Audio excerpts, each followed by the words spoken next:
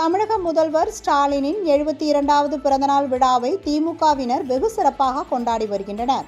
இதனையொட்டி நெல்லை மத்திய மாவட்ட திமுக சார்பில் ஹைக்ரவுண்ட் பார்வையற்றோர் பெண்கள் முதியோர் காப்பகத்தில் மதிய உணவு வழங்கும் நிகழ்வு நடைபெற்றது.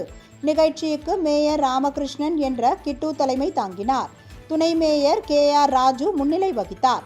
மாவட்ட பிரதிநிதி வல்லநாடு முத்து, இளைஞர் அணி மாரிஸ் முத்து ஆகியோர் அனைவரையும் வரவேற்றனர்.